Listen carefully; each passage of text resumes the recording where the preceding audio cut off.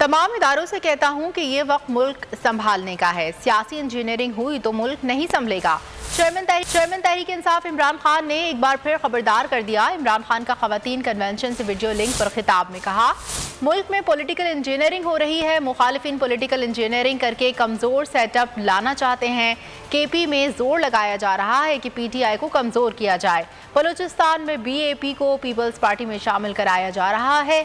MQM के धड़ों को मिलाया जा रहा है। पंजाब में नून लीग को आगे लाने की कोशिश की जा रही है। इम्पोर्टेड हुकूमत एजेंडा पूरा करने आई है। 13 जमातों के रेलू कटे मुल्क को बहरान से नहीं निकाल सकते। कि ये पाकिस्तान हम सब के हाथ से निकल जाएगा कि हम जा रहे हैं उधर जिधर श्रीलंका का मतलब ये कि लोगों ने सड़कों पे अब आ जाना है कि ये वक्त है मुल्क को संभालने का। ये सब के हाथ से निकलने वाला है, कोई किसी के पास हल नहीं है। इन्होंने हर महीने पाकिस्तान नीचे गया। ये जब से आए हैं अब से तब से आप देख लें हर इकोनॉमिक इंडिकेटर नीचे जा रहा है। आज हम पॉलिटिकल इंजीनियरिंग देख रहे होते हुए अगर ये पॉलिटिकल इंजीनियरिंग करके कमजोर सा सेटअप लेके आना है वो तो वैसे ही मुल्क को संभाल नहीं सकता। और कोई पॉलिटिकल इंजीनियरिंग खुदा के वास्ते ना करें। ये जो हमारे मुल्क में पॉलिटिकल इंजीनियरिंग की है पीछे उठा के देखें कितना नुकसान पहुंचा है पाकिस्तान को। शॉर्ट टर्म गेन्स के लिए लॉन्ग टर्म डिजास्टर हुआ इसका। केपी के अंदर और गेम चल रही है कि कहीं ना कहीं तहरीक इंसाफ को किसी तरह कमजोर किया जाए, कोई पॉलिटिकल इंजीनियरिंग की जाए जिसका मुझे अभी मकसद ही नहीं समझ आ रहा। बैप को पीपल्स पार्टी में धकेलना बलूचिस्तान में, एमक्यूएम को इकट्ठा करना, यहाँ पंजाब के अंदर नून लीग की हुकूमत लेके आए। वो जो नून लीग ने मुल्क का बेड़ागर कर दिया वो अब उसको पंजाब में लाना चाहते हैं। वो ये जो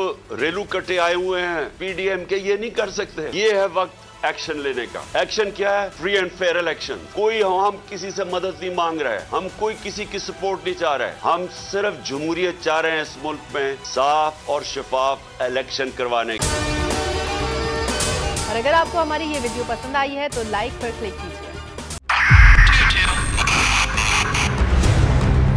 2022 बहुत सारे तोहफे भी देके गया पाकिस्तान की आवाम को। पाकिस्तान की आवाम को एक तोहफा ये दिया कि आवाम को पता चल गया कि पाकिस्तान का मीडिया क्या है। हक और सच का सफर साल 2022 में बोल रहा नंबर 1। हमने बहुत सारे शोज और ट्रांसमिशंस की। पूरा साल मुसलसल जदोजहद में निकल गया कि ये वोट ऑफ कॉन्फिडेंस के पीछे कौन लोग थे।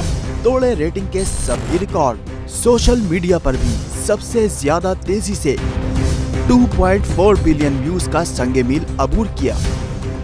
एंकर्स को भी आवाम में सबसे ज्यादा मकबूलियत मिली और सोशल मीडिया पर भी बोल रहा सब पर भारी।